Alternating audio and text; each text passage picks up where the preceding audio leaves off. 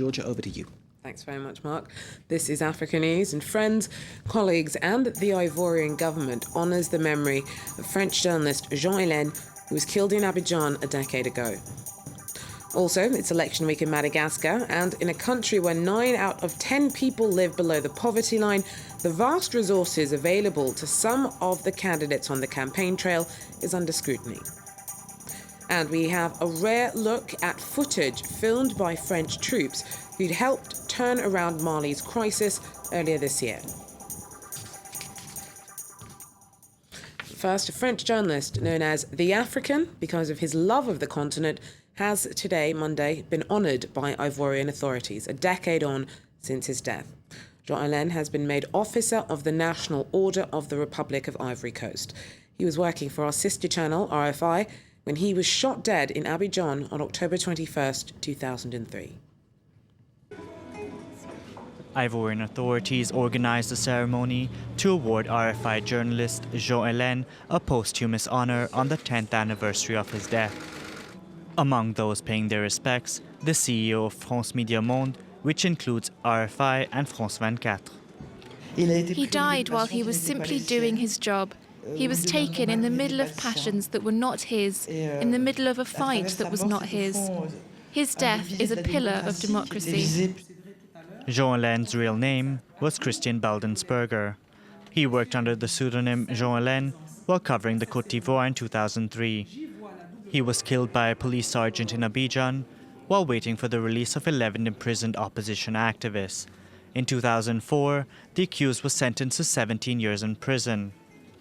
In a further tribute at the Radio France International headquarters, a ceremony was held in his honour. Former colleagues praised Jean Helene's immense passion for the African continent. A studio that broadcasts programmes for Africa has been renamed after him. Well, Christophe Champey, who was there at today's memorial in Paris and also worked alongside Jean Helene in Ivory Coast, tells us that the journalist worked throughout Africa, reaching audiences throughout the world, and was unrelenting in his search for facts. He was free in a way. That means that he didn't mind about what people were saying about what he was doing. He wanted to work to try and find a kind of truth, because of course it's always difficult to find the truth as a journalist. But even if people didn't agree with him, even colleagues, he was going on and trying to report. And sometimes, of course, it was not easy because some governments were, of course, not happy with what he was reporting. Now, we heard that he was nicknamed the African. What was it about the continent that drew him so? I think he really loved the continent. Of course, it seems a cliche, but it's not. He really enjoyed living in Africa, making people talk, and I think the thing he really liked was going to outside cities to hear people, to travel, and sometimes not even reporting, but just being with people. And he left many friends from all kind of milieu in Africa, from Kenya to Gabon, which was his last country before Côte d'Ivoire, where he was working as a correspondent. In other news, it was an attack that has shocked Egypt's Christian communities. On Monday, thousands gathered in Cairo for the funeral of the 4 members of the same family who were gunned down at a wedding on Sunday night. Masked gunmen drove by and opened fire on the gathering with automatic weapons. 2 young girls were amongst those killed. The incidents raised fears that Egypt's Coptic Christians will be increasingly targeted amidst the political and social unrest that's followed the military's ouster of President Mohamed Morsi back in July. Mourners from throughout Kenyan society gathered in Nairobi on Monday to mark the 1-month anniversary of the massacre of dozens of people in the Westgate Mall siege.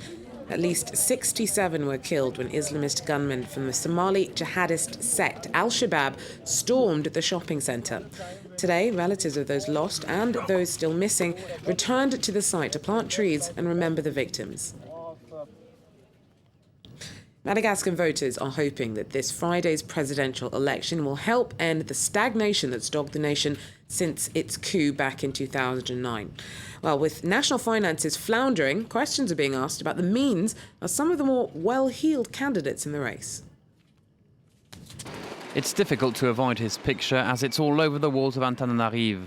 Backed by former President Ange Radzoel, Erazona Rimampion has invested heavily in his election campaign. He flies around the island in helicopters, but when asked about his budget, he's a bit vague. They say that you have the largest budget for this campaign. I don't know. You'll have to ask the others how much they have. How much is your campaign budget? I don't know exactly. We haven't evaluated that. It changes every day. Members of his entourage speak of 30 million euros having been already spent. Jean-Louis Robinson's campaign is also extremely well funded. He's supported by former President Marc Ravalomanane. Marc Ravalomanane must return to this country. It would be concrete evidence that there is a national reconciliation. This university professor explains that in Madagascar, candidates don't have to disclose their sources of campaign funding. Some candidates were in power for a certain time, and it's true that the regime, people in this regime, were known to traffic in rosewood and in precious stones and other things. That explains the origin of the funds. In this country in crisis, the large sums of money spent on campaigning has sparked debate and got the press talking. It's shocking. Even I, as an editorial writer, am shocked by this spending. When we see poverty, and especially when we know that these people were in power during the transition, and they don't want to say where the money came from. The question now is, will those with the biggest campaign funds be the candidates in the lead after the first round this Friday? The government of Democratic Republic of Congo and M23 rebels have called a halt to peace talks. The government's blamed the stall on a disagreement over whether rebel leaders should be granted amnesty. Now, the talks first began in Uganda in September in a bid to end the year-and-a-half insurgency in eastern DRC. Meanwhile, we're pulling out, says a former Mozambican rebel group turned political party. Renamo says it won't be sticking to a 1992 peace deal that ended 16 years of civil war. That's after government forces attacked and seized its base in the Gorongosa in the centre of the country on Monday. Now, Renamo claims the military was actually trying to assassinate its leader. Its followers had actually struck an army unit themselves days earlier. They want the terms of the peace deal renegotiated. Senegalese football fans bid farewell to French-born coach Bruno Metsu.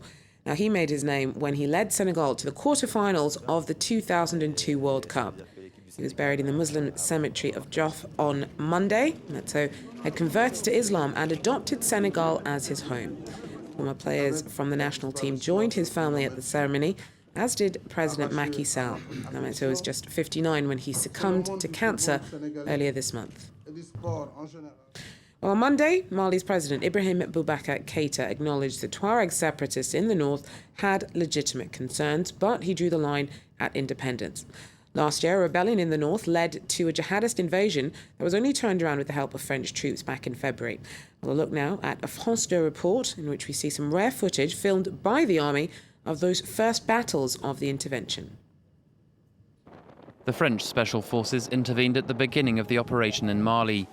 These elite soldiers have their own helicopters and equipment. This footage was shot at night from a Tiger helicopter. It's there to help the commando on the ground that's approaching a jihadist camp. The same sight seen from a plane. The Islamists fired a rocket that narrowly missed the helicopter. Then they ran away, but French soldiers in the helicopter aimed, fired. The targets didn't stand a chance. This helicopter came under fire and had to crash land. No one was injured. But the pilot of another helicopter was shot dead. Lieutenant Damien Boiteux was the first soldier from France to die. Since the operation was launched in January, 7 French soldiers have been killed. Well, that wraps up Africa News for me. We'll be back, though, with more tomorrow. Very, very, very revealing pictures there. Very disturbing stuff to see, but then again, a very shocking operation. So, to be expected, I suppose. Georgia, thank you very much indeed. Georgia Calvin-Smith with Africa News. We take a short break after that. It's more world news, of course. Another update. We have sport as well, looking at the, well, there it is. France pulled out the hat, drawn against Ukraine in that playoff to get to Brazil 2014. Quite a task in hand. Stay with us.